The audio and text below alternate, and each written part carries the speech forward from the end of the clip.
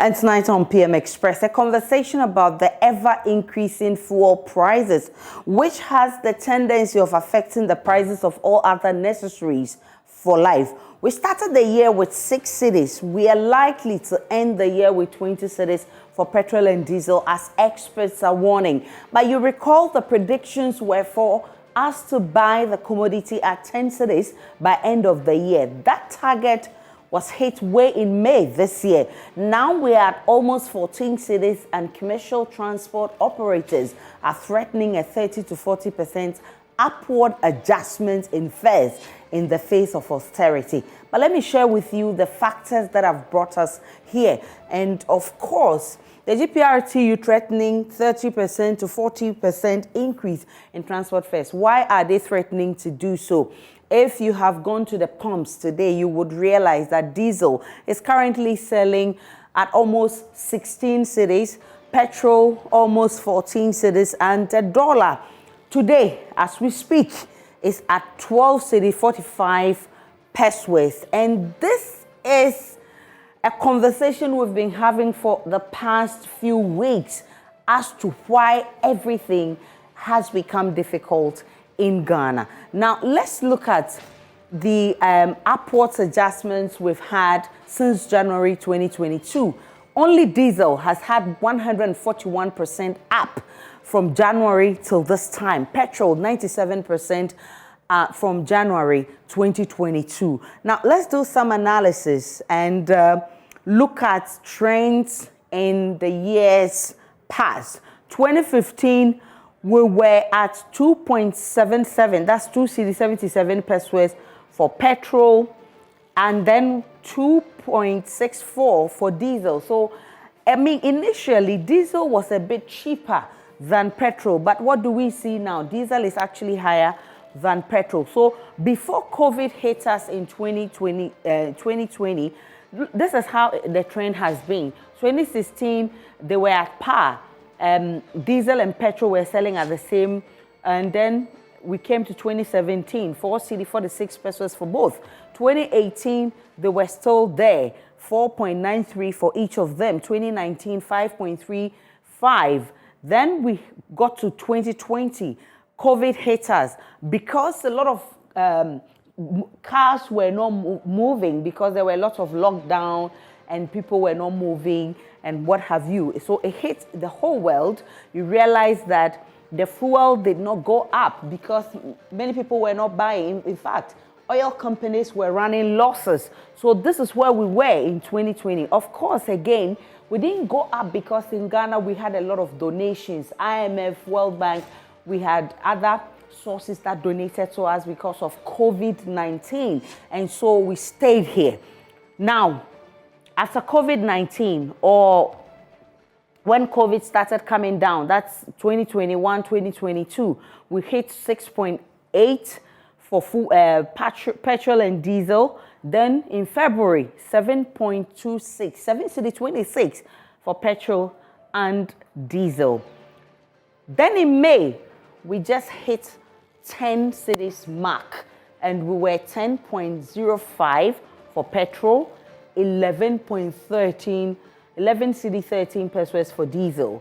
Then in June 2022, we came back to 10 city 99 pesos. You remember there was some pesos reduction on the prices. So in June, we had to pay 10 cities 99 pesos for petrol, 13 cities 5 pesos for diesel. Fast forward October 2022.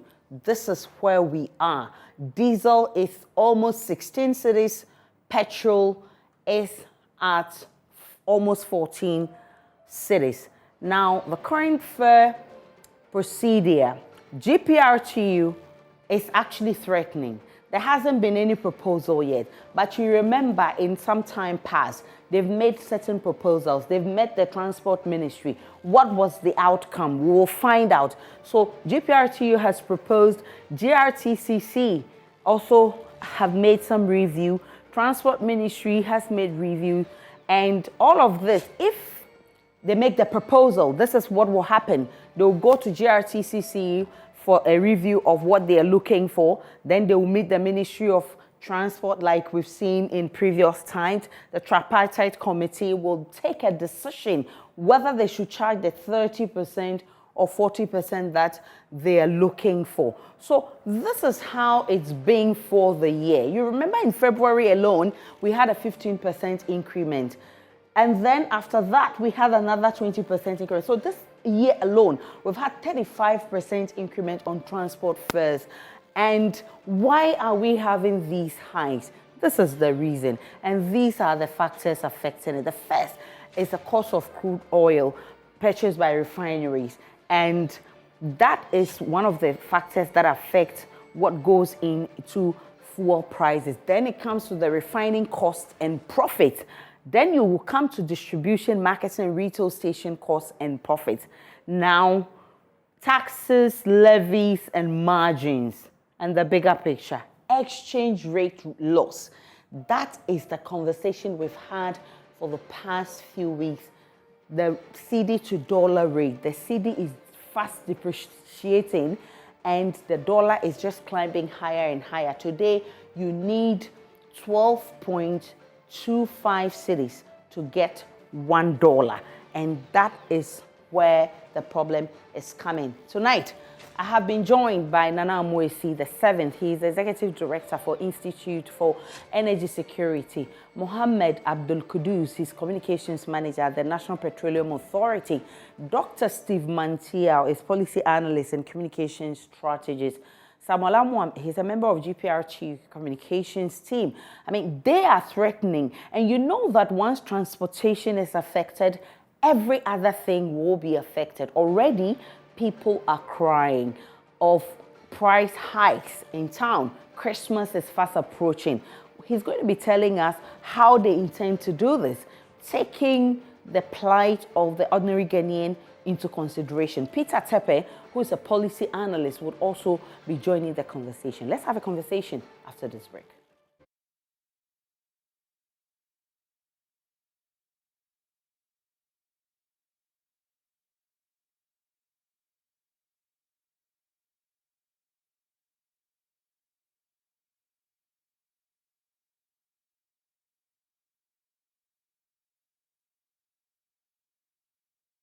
Welcome back to PM Express. We're discussing the ever-increasing fuel prices that is affecting any other thing in this country. My name is Ayisha Ibrahim, and I'm grateful, gentlemen, that you join me. Peter Tepe is policy analyst. Dr. Steve Mantiao is also policy analyst and communication strategist. We have Mohammed Abdul Kudus and Samuel Amwa.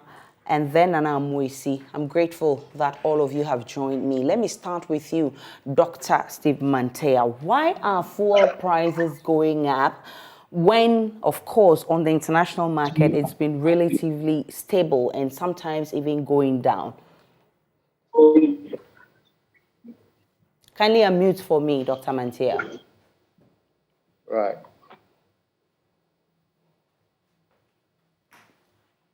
Yeah, can you hear me? Loud and clear. Good. If you look at the developments on the international market, then of course, it tells you clearly that the only reason prices could be going up in our country is largely as a result of the dollar to CD exchange rate. Which we all know is not favorable to the city. I think now we're doing something in the region of 12.5, 12.7% dollars, cities to the dollar. And that then has some negative effect in terms of the pricing of our finished products. That said, I want to believe that every country must have strategies for managing the effect of the depreciation of their currency. And even whenever prices rise on the world market, countries need to find innovative ways of cushioning the effect on their economy. Otherwise, then it has a certain telling effect on inflation and all other price levels within the economy. I'm happy you're talking about cushioning, but Nana Moisi, how bad is our city performing, so much so that the international situation is not reflecting in our country? Well, good evening to you, Aisha, and to your viewers. As a matter of fact, in the last 2 weeks, the international market prices, changed so much against us. The price of gasoline on the international market went up by not less than 15%. That of gas oil also went up by more than 9%. LPG went up by more than 3.5%. And so international prices were not favorable for us as an important country. And to add to the injury, our own forex performed badly against the important currency being the dollar. So both the dollar and the international market price of finished products were the reasons for which we are seeing the current increase in price at the pump.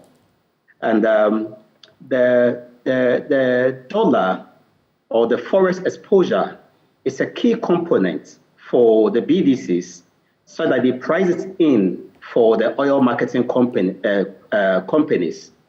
Anytime the value of the city decline, it means that they will need more of the cities to get $1.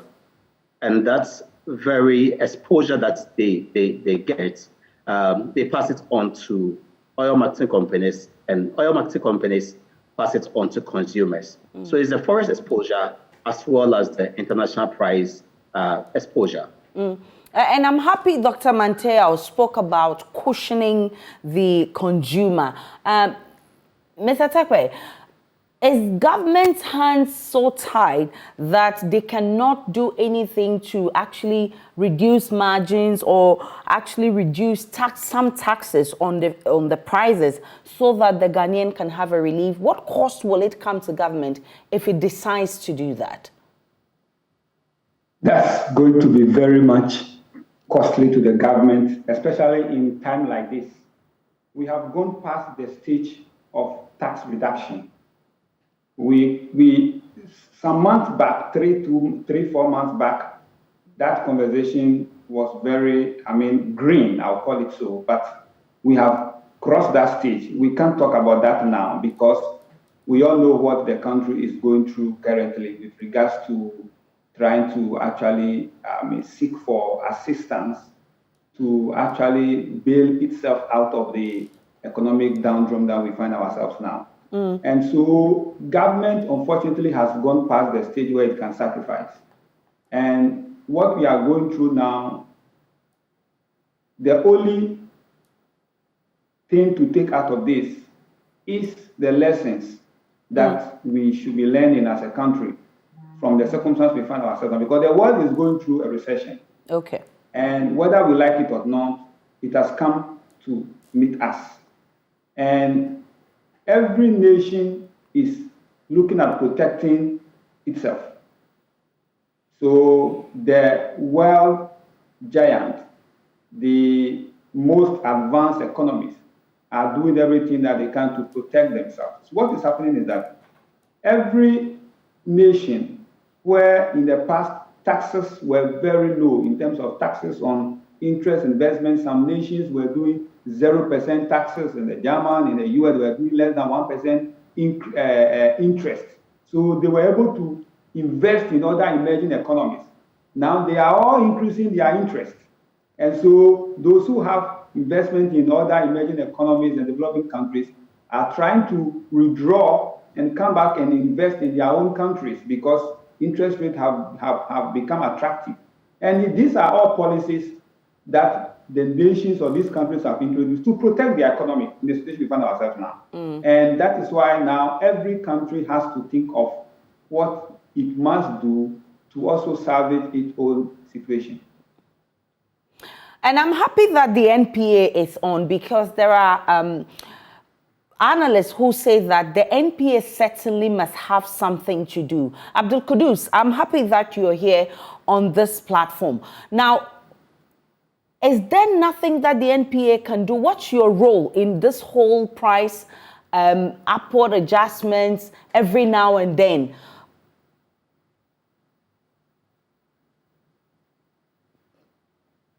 Do we have Abdul Kudus on?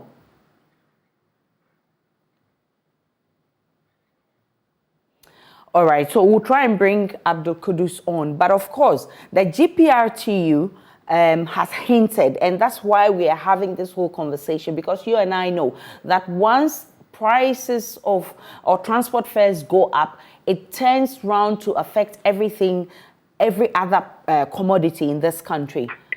Right. So I'm told Abdul Kudus is back. Abdul Kudus, I'm asking whether the NPA cannot do anything to actually help stabilize our situation, because analysts say you certainly have a role to play in all of this. Thank you for having me. Can you hear me? Loud and clear, Abdul Kudus. Okay. Thank you for having me. Let me say good evening to you. Good evening to my colleague panelists. That's a difficult one you've asked. We can't do anything. Looking strictly to the act that has established the National Petroleum Authority, the Act 205, and then the subsequent amendment to the Act in 2015, we really are, if you want for a better description, a police to the petroleum downstream industry, particularly when it comes to pricing. So as the Act states, we're not supposed to determine what the price is supposed to be. We virtually are leaving it to the market, but we guide and police to ensure that the consumer is not shortchanged and that there is fair pricing, as it were, for the consumers to be able to buy. So strictly speaking, if there is anything that we can do in the stabilization or determination of prices at the pump, I would flatly say no, we don't have. But are we able to ensure that consumers get value for money, consumers are protected, so consumers are not exposed for anybody to want to cheat them? I would say yes, we are doing that, and obviously it's part of our mandate. So how can you then explain that crude oil prices are actually stable on the world market, and sometimes the prices are even going down, and we are only seeing upwards adjustments in our country? It is actually for this purpose that we regulate in the newspapers the movement of the determinants to we consume at the petroleum products at the pump. We do that regularly. And if you check, even from 3rd October to 14th, you would have realized that the price of crude has actually but like one of the speakers rightly put it, it is not just about the crude, what we likely consume are the finished products. And if you look at the prices that were used in determining or regulating the prices for this particular window, we had a significant increase in the price of for example, around 15%. We had a similar one on diesel, just around 10%, and we had, say, similar on gas, around 4%. So it is not as though the prices have actually been stable. The prices have been changed, and because of the prices that virtually are used in regulating industry, where the prices are supposed to be passed the consumer as it actually reflects on the international market. So anytime there is a price at the world market, we certainly have to ensure that there is a change at the pump, whether upward or downward. In this particular case, the last 2 weeks, we've seen some appreciable increase in the prices of diesel, petrol, and gas. And then part of the determinants, the pricing has to do with the exchange rate. And they think that equally depreciated as all aware. So putting these two together actually informed the price at which we are buying fuel at the day. So yes, international market, the prices have gone up. CD has depreciated relative to the dollar, and the two combined have given us what we are seeing at the pump today. Samuel Amwa, let me ask you this. You are with the GPRTU and you are requesting for a 30 to 40% increment. We are aware that prices at the pumps have increased. But of course, you would also understand that the situation we all find ourselves in, plus the dollar to CD going up and prices of items on the market going up, you need to actually put the Ghanaian, the ordinary Ghanaian, at the center of all of this and consider their plight. Isn't 30 to 40% rather on the higher side? Do we have Samuel Amwa?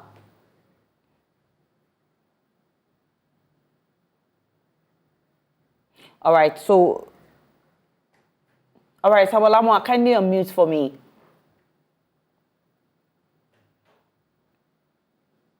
Hello, Mr. Amwa.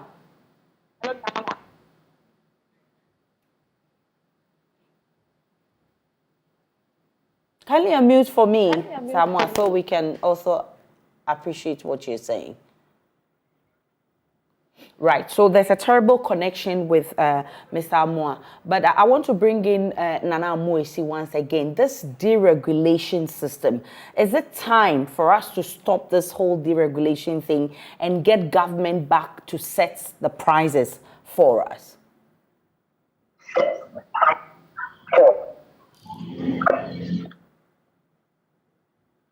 Nana Amoisi.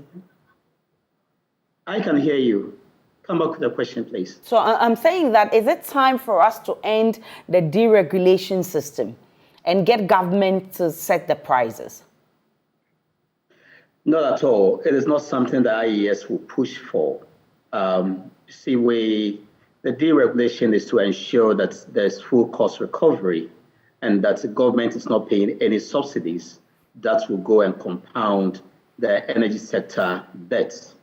And so the deregulation is to ensure efficiency for all the players on the market and also to ensure that traders or the distributors and the marketers get their fair share of the margin on each product, and also to ensure that we have some form of supply stability. And so it's not something that we will push for, that the deregulation should go. It is something that has come to stay and is helping very well. For the past 6 years, the BDCs and the marketers have been the ones that have held us and ensured that we have consistent supply of products on the market, because the system or the era of subsidies is gone, and governments owe them less or owe them nothing at all. And so they can put more on the market. Nobody should blame deregulation for the price increase we are seeing at the pump, because in May 2015, when deregulation kicked in, up to the end of 2016, fuel price was almost stable. And Ayisha, you can go and check. When deregulation started, gold was selling at around 3.4 Ghana cedis per liter. At the end of 2016, it was selling for 3 cedis, 70 pesos per liter. And so we cannot blame deregulation for what we are seeing currently. We should rather be concerned about our forex and be concerned about the international prices and how we want to mitigate it. Is it through BOST? Is it through TOR? Or through the price stabilization and recovery levy? That's what we should be concerned with. So what would you recommend? How should the mitigation procedure be? What should we go for? Well, I think in your intro, you considered all the factors and the variables that contribute to fuel prices. And you did mention international prices. You did also mention the taxes and levies, and also the forex exposure as well. And so these are the areas we must begin to look at. Yes, it may have come late, as Mr. Tepe mentioned, but then the easiest end that we could consider is the taxes and levies. that we can bring them down to pushing the consumer. Unfortunately, I don't foresee that working as we go forward, because if you even take away, let's say, 2 cities of the taxes in the next window, if international prices go against us and forex exposure also goes against us, we'll be paying an additional 2 cities or more. You see, Aisha, the last window closed on the 11th of October. From 11th of October to the 14th of October, just that 3 days, international price of gas oil has gone up by more than 12%. It means that the next window will be another terrible time for us. Going or moving away from the tax area that we consider bringing relief to the people, what we could also do is to manage our cedi against the importing currency. Anytime the cedi decline in value, the importers will price it in for the marketers, and the marketers will pass it on to consumers. Now we can also look at the price stabilization and recovery levy. If the levy is so small, why not go into the fund itself to subsidize for Ghanaians at this moment in time? Because winter is coming, and when winter comes, it will be more than. Nana Mwesi is with the Institute of Energy Security, and he's been making some very fundamental analysis for us. And I'm scared, actually, to hear him say that the next pricing window will be terrible. What does that mean? And of course, before we started the year, there was a prediction that we could buy petrol at 10 cedis by the end of the year. That we've gone past that prediction. The same thing we did for the dollar. Beginning of the year, there was prediction that we could buy dollar to cedi to dollar at 10 cedis. We've passed that. Today we are buying it almost 13 cedis. That means that there should be a prediction for fuel that could be at 20 cedis. Nana Mwesi, if you are back, what's the prediction? What are you predicting? We're already in October, 2 months more to go. Are we going to buy it at 20 cedis? Right. If Nana Mwesi, all right. Go ahead, Nana. Aisha, we predicted 3 months ago that we'll close the year at 17 Ghana cedis per liter for gas oil. But then looking at what is transpiring on the international market, as well as the local or the domestic market, we have revised our position. We could be buying a liter of fuel or gas oil for 20 Ghana cedis by end of year. Interesting. Dr. Mantiao, is it a hopeless situation? Is there nothing that can be done to salvage the situation? By end of year. Dr. Mantiao? Dr. Mantiao? All right, whilst we wait for Dr. Mantiao to join us again. Okay, Dr. Mantiao, kindly unmute for me. Okay. Right. Can you hear me? Loud and clear. Please go on. Good. Yes. I do not think we are in a hopeless situation. There are certain steps that we can take to ameliorate the impact of the rising price of crude oil on consumers. First and foremost, I make the observation that we have in this country a parody of a deregulation, where the impression is created that government has no hand in the determination of the prices at the pump. But at the same time, it is not lost on us that government actually determines the price at the pump through the taxes it imposes on the product. And so if government were to take off these taxes, then of course the prices could come down. The concern of the discussion has been how much of the taxes can be taken off, and how do you then compensate for the arising revenue shortfall. We do have a mechanism in the upstream in the form of the stabilization fund for upstream crude oil revenue management. And what it does is that the minister establishes a cap, and we accumulate the revenues in that fund, so that should the government have a revenue shortfall in its budget, it can lay hands on this money to deal with that shortfall.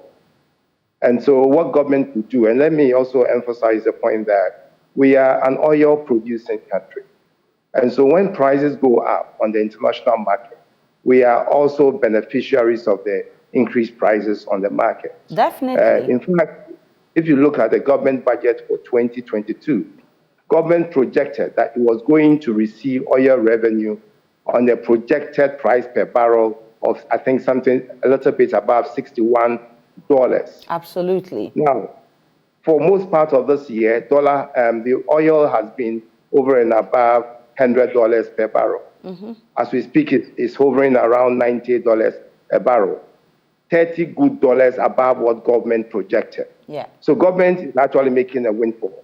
Yep. A lot of this windfall will go into the stabilization fund if we were to keep faith with the Petroleum Revenue Management Act. Okay. And so if government decided to take a bit of the taxes off the price, then government will have a shortfall in its budget.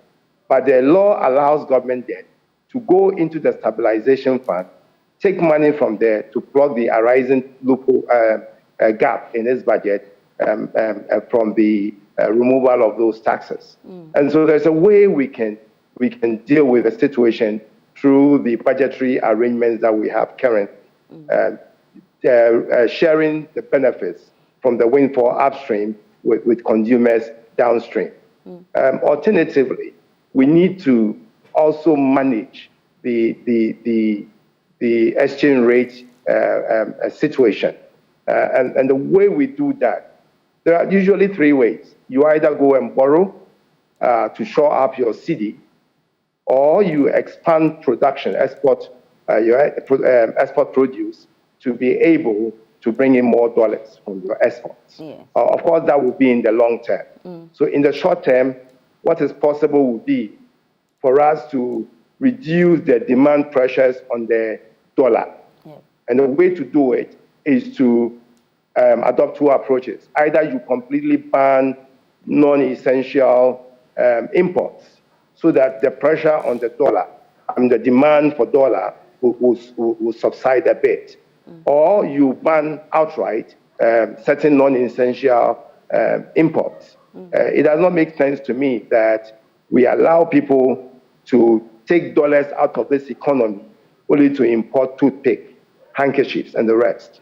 Indeed, if there are local manufacturers, by using tariff regulations to kind of discourage imports of these non-essential items, we will be emboldening the Ghanaian producers to now produce more.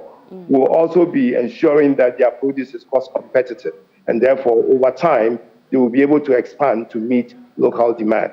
So I think in the short term, what is feasible will be one, trying to discourage non-essential imports, either through tariff regulations or total ban, and secondly, trying to take off some of the taxes from the price build-up and compensating for the lost revenue with some of the windfall upstream through the stabilization fund. Samuel Amwa, if you are back, my earlier question to you was whether 30 to 40%, you don't think that is rather on the higher side? Yeah, thank you very much, Aisha. Let me say good evening to your viewers out there. And the whole thing is, we have four major components that we use to run our businesses. And these components are the spare parts, we have the lubricants, we have the taxes and the fuel price, and the petroleum product as well. And now let me pick it from the spare parts. The spare parts dealers go to the market to go and buy based on the dollar rate. They come, they calculate, and add some money so that at the close of the day they can also sell and make some profit out of it, because that is what they do, for a living. Likewise, the lubricants, those that sell oil, free food, and other things, they also go say how much they buy. They also come and add some so that at the close of the day they also get something. Then let's come to the taxes. The taxes, the DDLA taxes, insurance, and other things. That's one also. You also make sure that you don't work and at the close of the day they run at a loss. Then let me also come to the fuel prices. The fuel prices through the OM, they go, they buy, and they come back. They can check and see how much they can also add so that at the close of the day they can also sell, make some money, and can go and buy another one and come and sell to us. Now, let's come to our situation now. All these components that we are using has gone high. Now, from the time we had our 20% increment, that was way back May, that we increased our fares by 20%. By then, the fuel price was about 11.25. Then, by then also, lubricants were increased by 20%. Then the taxes, the TDLA taxes was also increased by 15%. And by then, dollar rate was about 8.2. And as I said earlier on, the spare parts dealers, they come and they sell their spare parts based on the dollar rate. Now, as of today that I'm speaking, now fuel prices has gone up 16.99. Then dollar has been increased to about 12.50, and based on that, the market, the spare parts market, the dealers, they sell it based on how much the dollar is now. Now, lubricant has been increased again up 30%. And then also the DDLA taxes have also been increased by 15%. Likewise, insurance. So all these components have gone high. We had an agreement with the government that anytime they the fuel price is up to 10% threshold, then we the operators also had the opportunity to increase our transport fare. We should have done that way back in July. We wrote a proposal to the transport ministry asking for an increment. They told us that because of the situation now, they are checking if things can come down to not think of increasing our transport fare. That was our as they were seeing the fuel prices and other components come down.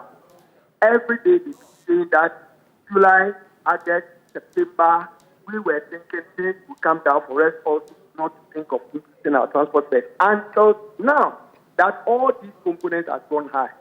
Even before we did our checks, normally when we want to increase our fares, we have a committee that will send them to the market to go and check on all these components, how much percentage that has come, that has been added to this component. Before we also do our calculations and come with the percentage that we are also going to use for our transport fare increment. And they came out based on the calculation. We're even supposed to increase by 50%. But because of the economic hardship and how things are going, we also think of maybe sacrificing 10 out of it, then we use 40%. Yes, as you said earlier on, it is going to add more pressure to the citizens, to the ordinary Ghanaians, to our clients. But what can we do? How long can we be working and be running at a loss? You work at the close of the day, whatever amount of money you have, you send all the money to the filling station to go and buy fuel. Now, counties cannot be their sales. Because of that, a vehicle will spoil. You park it somewhere. You go to the market to go and buy spare parts to come and fix it up. Because of the high cost of the spare parts, you cannot even buy it. Now go to workshops and go and see what is happening there. Many cars have been parked there without even having money to repair them. And go to stations. Drivers work at the close of the day, they will use all the money to go and buy food. So these are the reason why the leadership of the is saying that this time around, we can't sacrifice spending. Because if we don't take time, a time will come, we cannot serve the public. We cannot continue running our business. Because all these things, all these components that we use have gone high. The only option for us to do is to come up with this 40% increment. Yes, we're thinking that like government should have at least done something about it, just to see if even some some of the taxes can even reduce. Just recently, we were crying that things have gone high, fuel prices are going high, and all that. We were saying the government to at least do something about it. So, Mr. Moore, where are we with this? Where are we with the 30 to 40%? Is it still a threat, or you've made proposals to the appropriate quarters? Yes, we have made a proposal to the appropriate quarter. That is why we don't just wake up and just come out with an increment just like that. Before we do that, we write a proposal to the transport ministry. Then they call us for a meeting. Then we sit down for a negotiation. So this is our proposal to the transport ministry, that based on what is happening down, based on where and how the component that we are using has gone, 40% is what can help our business, else our business will collapse. So what has been the response from the coordinating council? Come again, please. What has been the response to your proposal? Yeah, at the moment, nothing has come out. Actually, we were supposed, the leadership was supposed to the transport ministry today, but unfortunately, we had a problem somewhere. There was one of our executives to pass on, and the leadership has to rush the place at the central region. Because of that, the meeting couldn't hold. I believe that between tomorrow up to maybe Wednesday, there will be a meeting, and then we'll find out what will come out from it. So, give or take, when are we likely to see the price hikes at our transport yards? Yeah, definitely. I believe that this week there will be negotiations, and I believe by the close of the week, at least something, a percentage will come out for the public also, hold it and, agree with that. I know it's not going to be easy because all of us are going to feel this thing, but what can we do? That is the only option for us to go by. As we speak. Now, Abdul Kudus, what's the plan of NPA? Or is the NPA only going to sit there and watch us pay exorbitant prices for fuel? As we've also heard, IES predicts that we could buy petrol at 20 cedis by close of year. Well, Ayisha, is a terrible situation out there, actually. And we are primarily tied to what we are supposed to do, given what has established and regulating our activity. So we don't, on our own, just go out there and determine. If we had the power, we probably would have been doing something. But as it is established by the Act, and I've repeated it several times, we virtually are a police and trying to ensure that what is expected in the market is actually what is being done, so that we would continue to monitor what is out there in the market and ensure that the products that are sold, first of all, are of quality. Secondly, the price are not way beyond what is expected. The parameters are clearly established, where you would have to have how much it costs you to bring the product, what is your marketer's margin that you need to add, what are the taxes and levies that are supposed to accompany, and then you determine the final price of it. So it is not something that it is left out loose for anybody in the market to want to do. We certainly are clothed with that responsibility to ensure that there is sanity within the industry and to ensure that there is value for money. Like it has actually been repeated on your platform, the pricing policy and the amendment that we saw in 2015 primarily set out three objectives. One is to ensure that there is a return on investment, so ensure full cost recovery. Two is to ensure a certain revenue to government, that is where the management of the taxes and levies would be. And three is to ensure equitable prices, particularly from one OMC to the other, so that if you were selling at a particular price with oil, for example, or any OMC anywhere in the country, wherever you go that you find a similar service or filling station of the OMC, it should be selling at the same price. So these are primarily the objectives that guide the review that we saw in 2015 that has given us this full price deregulation that we are seeing today at the pump, where the character is supposed to be what happens on the international market should reflect at the pump. So it is not as though we're just going to fold our arms and sit by and would not do anything. What the Act has actually enjoins us to do, we would certainly be doing it with our utmost best, and to ensure that the fairness that is expected on the market, both for the supplier and the consumer, are guaranteed at all times. Mr. Tekpe, what in terms of policies can government do to mitigate the effects between now and December? Dr. Manteo has enumerated a number of options available to government. Which one is more prudent for government to take in the interim? Government is in need of revenue than any other, maybe I'll say country currently because of the situation we are going through. And so all the measures will, at the end of the day, end up increasing costs for government. And unfortunately, government will not make an attempt of looking at anything that will add costs. Even going into the stabilization fund? Well, that is an option. That is the option that is available. That is one of the options in the immediate term. That is the option that is available for government. But again, when you do this, it means that you are also reducing your revenue. But and at the end of the day, just heard that government has hit 30% more than its target. Of course. And that is what makes the situation very bad. Unfortunately, that's what made the situation very bad. But where we find ourselves now, the only way out for government to actually salvage the situation is to sacrifice. That is the way. Because nothing can be done that you can actually say that this is going to bring value to the government. No, government needs revenue more than anything else. So government just need to look at the suffering on the masses. Just look at what is happening now.